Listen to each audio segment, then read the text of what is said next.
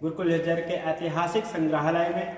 और यहाँ पर कुछ मुद्राएं ऐसी हैं क्योंकि आपने केवल सुनी होगी और सुनी भी नहीं होगी। तो किस किस राजा के समय में कौन सी कैसी कैसी मुद्राएं चलती, जैसे सुरेंद्र धनखड़ सुश्री पृथ्वी सिंह के द्वारा जो ये इस प्रकार से मुद्राएं हैं, अलग अलग राजाओं के नाम पे मुद्राएं हैं, आप देख सकते हैं।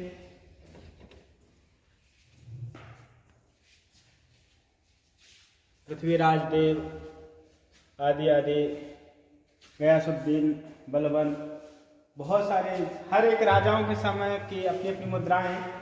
जैसे बहुत सारे हजारों वर्ष पहले से जो मुद्राएं चलती थी, यहाँ पर इस ऐतिहासिक संग्रहालय में यहाँ पर है गुरुकुल झज्जर में। क्योंकि हम तो अपने गुरुओं से सुनते थे, लेकिन आज बड़ा आनंद आया। देखिए यहाँ पर कुछ नोट की मुद्राएं, ज़्यादा नेपाली है और भी अन्य देश की जो मुद्राएं हैं यहाँ पर आप देख सकते हैं।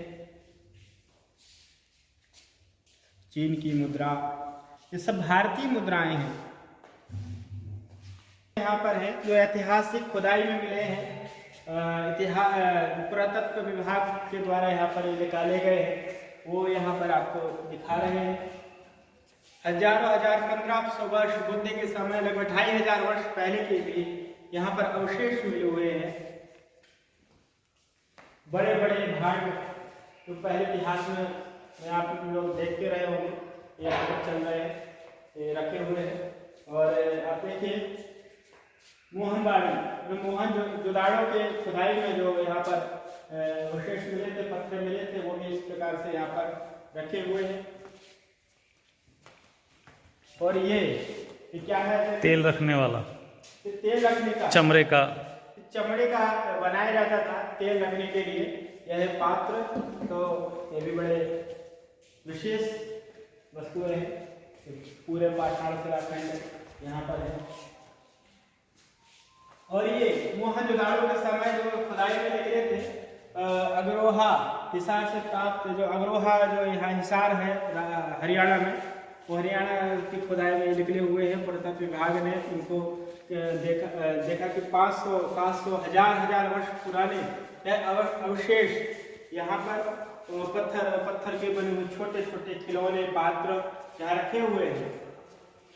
तो इस प्रकार से यहाँ पर अलग अलग जो यहाँ पर अवशेष है, पात्र है, मूर्तियाँ हैं।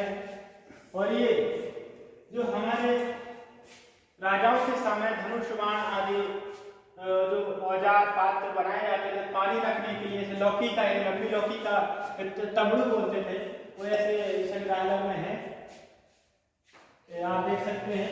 ये जब युद्ध राजाओं के द्वारा युद्ध लड़े जाते थे तो उस समय के यहाँ पर भी यह ढाल है, तलवार है, तलवार ढाल रखा, सब कुछ यहाँ पर रखे गए हैं। राजा के समय से छत्रपति शिवाजी महाराज से लेकर के महाराणा प्रताप के समय में युद्ध में उपयोग हुए थे। और ये इस प्रकार से नीलगरों का मटका, गलोई नीलगरों का मटका, मतलब यहाँ पे इस प्रकार से धान है, चावल है, उसका संग्रह लंबे समय तक कैसे हम कर सके। तो इसलिए ऐसे पात्र हमको देखने में लकड़ी के बने हुए, मिट्टी का बना हुआ है, और ये सब लकड़ी के बने हुए हैं। आज मशीनों का, आधुनिक समय में मशीनों का बड़ा अहम भूमिका है, लेकिन आप देखिए कि पुराने समय में मिट्टी से, लकड़ी से और अन्य धातुओं से इस प्रकार से ऐसा पात्र बनाए जाते थे, ये बड़े अद्भुत है। और ऐसे तोप का, जैसे तोप जो बनाते थे अंग्रेजों के समय, तो उसका भी इस प्रकार एक मॉडल है, बैलगाड़ी है।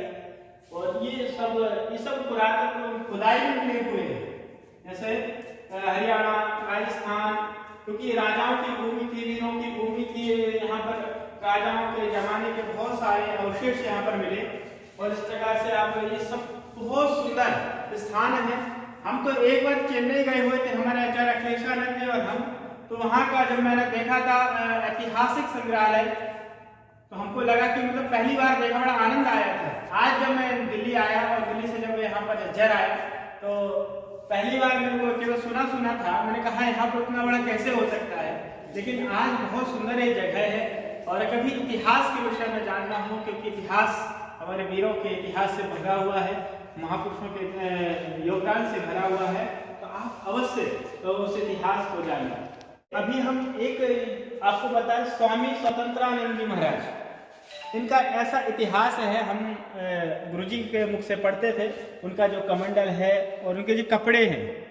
एक बार की घटना है, स्वामी स्वतंत्रानंद जी महाराज के, क्योंकि दंड कमंडल साधु के हाथ में होता था, तो कुछ मुगलों ने, क्योंकि इनका जो गुरुकुल था उस आज आधुनिक युग में पाकिस्तान के क्षेत्र में आता है, तो इनका इतिहास ऐसा है कि इनको कुछ मुगलों ने, कुछ मुसलमानों ने पर हमला कर दिया, लेकिन इन्होंने शस्त्र नहीं उठाया।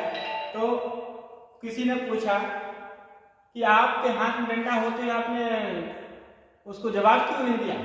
तो उन्होंने कहा, सन्यासी के हाथ पे डंडा आपकी रक्षा के लिए होता है, अपने आप को संभालने के लिए होता है, किसी के पे वार करने के लिए नहीं। तो ऐसे विचारधारा स्वामी स्वतंत्रानंद जी महात्मा जो हुतात्मा बलिदान इस राष्ट्र धर्म की संस्कृति के लिए हुए हैं, उनके ये कपड़े हैं और ये उनका कमंडल है।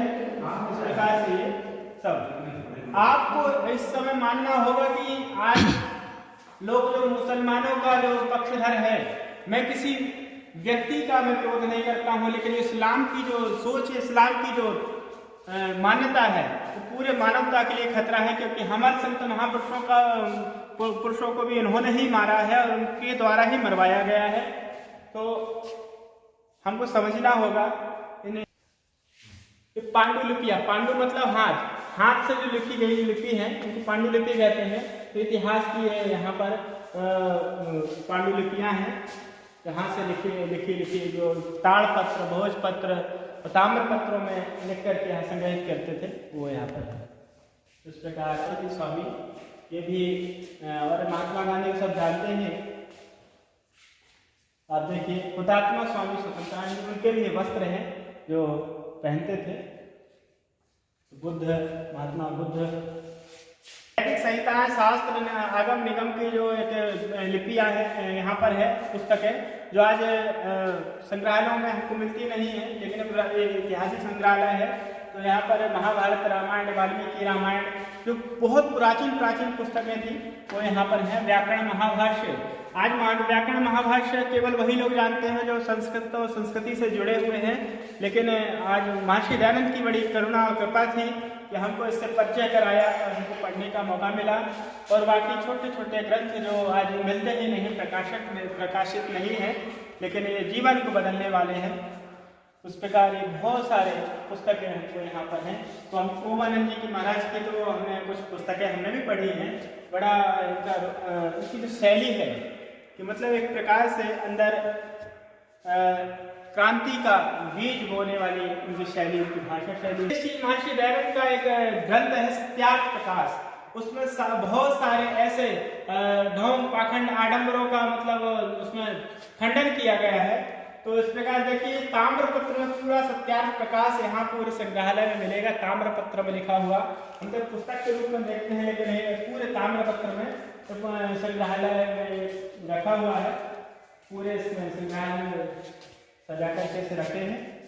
तो एक खास यहाँ पर इतिहास का बताता हूँ। जैसे महाभारत के समय चक्रव्यूहों की रचना हुई थी, तो इस पलंग में किसी कलाकार ने पांडुलिपियों से उठा करके धागों के माध्यम से, तंतुओं के माध्यम से चक्रव्यूह की रचना की। तो इस प्रकार से चक्रव्यूह यह पलंग में बना हुआ है। वैसे तो पलंग सोने के ही काम आता है, और लेकिन ये चक्रव्यूह भी आप देख सकते हैं। तो अब हम पूरा एक संग्रहालय एक लघु रूप में हम आप लोगों को दिखा चुके हैं। तो आप देखते रहें, आनंद लें, और कभी आने का मौका मिले तो अवश्य संग्रहालय में पधारें। ओम हरिओम, नमस्ते।